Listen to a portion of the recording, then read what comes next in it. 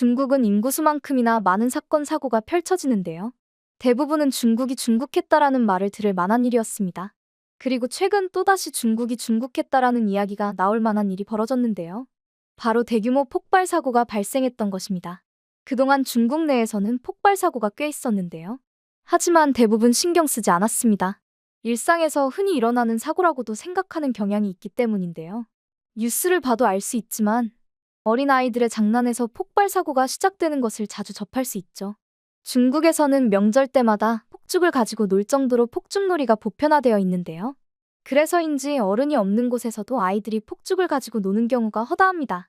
그렇다 보니 큰 화재 혹은 폭발 사고에서 어린아이들의 폭죽놀이가 시발점이 된 경우가 굉장히 많은 것인데요.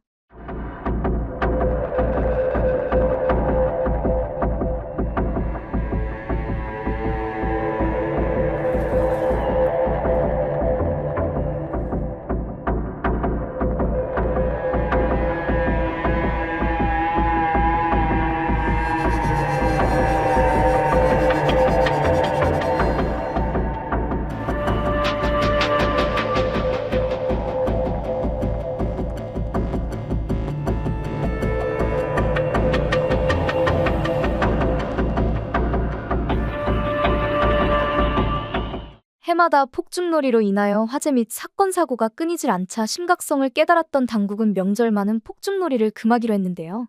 하지만 이는 어디까지나 임시방편에 불과했습니다. 아이들에게 폭죽을 쥐어주면서도 그 위험성에 대해서는 전혀 알려주지 않으니 사고가 끊이질 않았던 것인데요. 특히 중국 아이들은 하수구에 폭죽을 넣는 경우가 많습니다. 해당 행동은 굉장히 위험한 행동 중 하나인데요. 하수구에는 메탄가스가 가득 차 있기 때문에 폭죽의 불꽃을 만나게 되면 어마무시한 파급력을 가지게 됩니다. 그렇기에 해마다 이와 관련된 소식들이 들려오고 있는데요. 하지만 이렇게 폭발에 대한 위험성을 모르는 것은 아이들만 있는 것이 아닌 모양입니다. 중국의 한 화학 공장에서 생각하지도 못한 폭발 소식이 들려온 것인데요. 지난 27일 산둥성 가오미시의 유다오 화학회사에서 큰 폭발 사고가 발생했습니다. 해당 광경을 목격한 주민에 의하면 그 광경이 마치 핵폭탄이 떨어진 줄 알았다고 이야기할 정도였는데요. 그렇게까지 설명한 이유에는 폭발음도 존재했지만 마치 핵폭탄을 연상시키는 듯한 버섯구름 때문이었습니다. 이렇게 큰 폭발과 함께 최근 발표된 것에 따르면 5명이 사망했으며 19명의 부상, 6명이 실종된 상태라고 하는데요. 하지만 현지 언론에 따르면 해당 공장에서는 약 300명의 직원이 근무하는 곳이라서 인명피해가 더 있을 수 있다고 보고 있습니다. 이와 함께 사람들 사이에서는 해당 폭발을 은폐하려는 움직임이 보인다는 의심이 싹트고 있는데요. 폭발 당시에 중국 응급관리부에서 빠르게 상황을 발표하지 않았기 때문이었죠. 사고 당시 정확한 사상자 규모를 언급하지 않으며 화재 진압 및 부상자 치료 등에 신경을 쓰고 있다는 것만 밝혔는데요. 이와 함께 국가 종합소방구조 인력과 안전생산 전문구조 인력이 현장에 파견되었다고 덧붙였습니다. 이를 증빙이라도 하듯이 현장에서는 소방구조를 위한 차량 55대, 인력 232명이 배치되어 구조 활동에 힘을 썼는데요. 하지만 정확한 사고 경위와 부상자들의 수는 나중에서나 밝혀졌습니다. 사고가 난 유다오 화학은 장비 제조 업체인 하모마이 그룹의 자회사로 2019년에 설립되어 농약의약품 및 정밀 화공 중간재를 개발 생산하는 업체인데요. 해당 폭발 사고가 난 공장은 살충제를 제조하던 곳으로 알려져 있습니다. 이와 함께 조명받게 된 것이 바로 클로르피리포스라는 물질인데요. 해당 물질은 영국 및 북미에서 생산을 중단한 유독물질입니다. 한국에서조차도 해당 물질의 위험성으로 인하여 중단되었는데요. 저용량만 지속적으로 흡입해도 건강에 엄청난 악영향을 주는 물질입니다. 특히 태아 혹은 어린이들의 경우 극소량만으로도 발달장애를 유발한다고 밝혀져 그 위험성이 널리 알려져 있는 상황인데요. 물론 어른에게도 그 영향은 치명적입니다. 해당 물질을 흡입하게 되면 약하게는 구토 및 설사, 시력 저하부터 발작, 마비, 폐부전에 의한 질식까지 영향을 끼치기도 하는데요.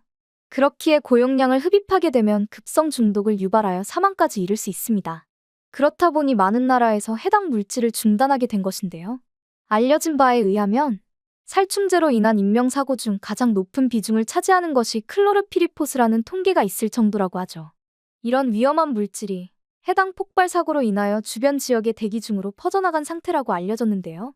정작 중국 당국에서는 이런 상황을 어렴풋이 짐작하면서도 사고 경위를 조사 중이라는 말 하나 남긴 채 인근 1km만 봉쇄한 상태라고 합니다. 그 밖에 주민들에게는 마스크 착용을 권고만 했다고 하죠. 하지만 AP통신에 따르면 해당 폭발의 충격파는 7km 거리의 지역 주민이 느낄 정도로 컸으며 인근 공장의 창문이 깨질 정도였다고 하는데요. 그와 함께 해당 연기는 당연히 1km 이상 널리 퍼진 것으로 확인되고 있습니다. 이런 상황에서 마스크 착용만을 권고하고 있다는 것이 믿기지 않는데요. 더 넓은 규모로 대피를 시키는 것이 옳은 판단인 것으로 보이지만 추가적인 조사가 이뤄지고 있다며 이 이상의 행동은 취하지 않고 있습니다. 다만 현재 해당 폭발 사고의 원인으로는 안전 불감증이 거론되고 있는데요. 폭발이 시작된 저장 탱크 위에서 작업자 혼자 일을 하는 장면이 포착되었기에 의문이 제기되고 있습니다. 위험도가 높은 물질을 다루는 일이기에 보조자가 함께 작업을 진행하는 것이 일반적입니다. 하지만 그 어디에서도 보조자의 행방은 보이지 않았는데요. 이와 더불어 폭발이 일어났는데도 해당 회사에서는 그 어떠한 조치를 취하지 않았던 것으로 확인되었습니다. 결국 연쇄 폭발이 발생하기 전까지도 작업을 어떻게든 진행하려고 한 것인데요. 이는 안전 매뉴얼이 전혀 이루어지지 않고 있었다는 뜻이기도 합니다. 그리고 이런 상황은 중국의 다른 화학 공장들도 비슷하다는 의심을 거둘 수가 없는 일이기도 했는데요. 그도 그럴 것이 대략 10년 전 산둥성에서는 이와 비슷한 사고가 연달아 발생한 적이 있습니다.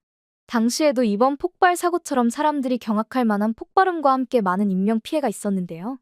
해당 사고 중 하나는 쯔보시의 런싱 화학 공장에서 발생했습니다. 폭발의 원인으로 분리기에 화재가 붙은 것이 발단이 되었다고 하는데요. 문제는 이 화학 공장에서도 인체에 유해한 아디포니트릴을 주로 생산했다는 것이었습니다. 참고로 아디포니트릴은 나일론을 만드는 것에 필요한 주요 물질로 알려져 있는데요. 산업용 직물, 전기 및 전자 부품 등에 들어가며 고부가 가치를 지니고 있는 물질입니다. 하지만 그만큼 유독성과 위험성이 높은 물질이며 공기 중에 퍼질 수 있다는 특징을 가지고 있는데요. 특히 외부에 방출되게 되면 기체 상태로 증발하여 공기 중에 혼합될 수 있는 물질이었습니다. 더군다나 고온에서 연소되거나 분해되는 경우 시아나수소 혹은 질소산화물 같은 유독한 기체를 발생시켜 적게는 두통 및 현기증을 일으키는데요. 심각하게는 호흡곤란 및 급성 중독으로 번지는 경우가 있어 큰 문제이기도 했습니다. 그렇기에 당시 인근 주민들의 불안감은 굉장히 컸는데요. 문제는 이후 근처 다른 화학 공장에서 또 폭발 사고가 났다는 것이었습니다. 해당 사고가 일어난 빈유한 화학 공장에서는 주로 수소와 접착제, 구화검 유도체, 점토 팽윤 방지제 등을 생산했는데요. 폭발과 함께 인체에 유해한 화합물이 발생하여 퍼질 가능성이 있었죠. 당시에도 지금의 상황처럼 당국에서는 별다른 대처를 하지 않았는데요. 그저 혹시 모를 사태를 대비한답시고 대기질을 측정하는 것이 전부였습니다. 하지만 이미 유해 물질이 퍼지고도 남았을 시기였는데요. 공장들은 폭발 후 붙은 화재 진화까지 5시간씩 걸렸었기 때문입니다.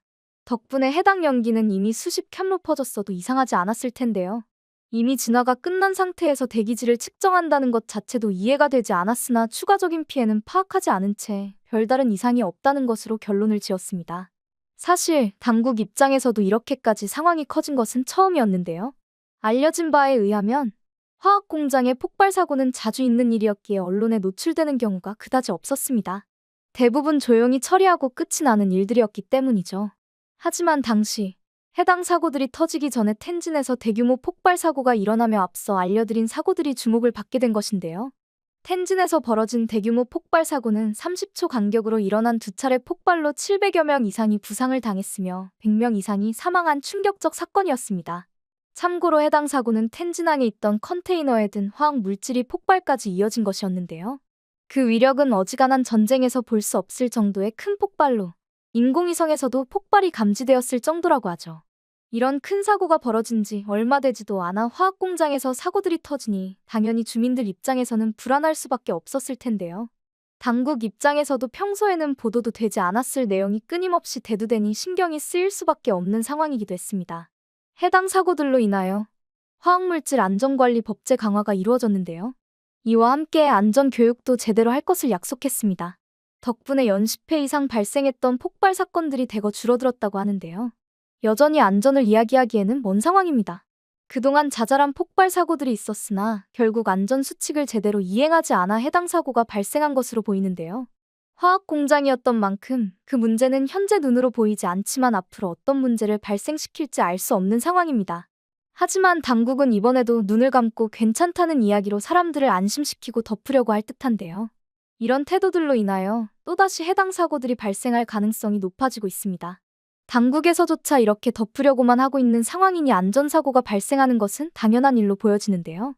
이런 일들이 결국 도태로 빠져드는 일이라는 것을 스스로 인지하지 못하는 것으로 보입니다.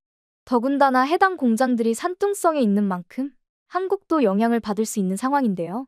중국에서는 다른 나라에 영향을 줄 수 있으니 제발 해당 화학품에 관한 법규를 제대로 지켰으면 하는 바람입니다. 이와 함께 이렇게 작은 방심이 큰 사고로 이어지는 것을 지켜본 만큼 한국에서도 안전에 유의하여 이런 사고가 일어나지 않도록 주의해야 할 듯합니다.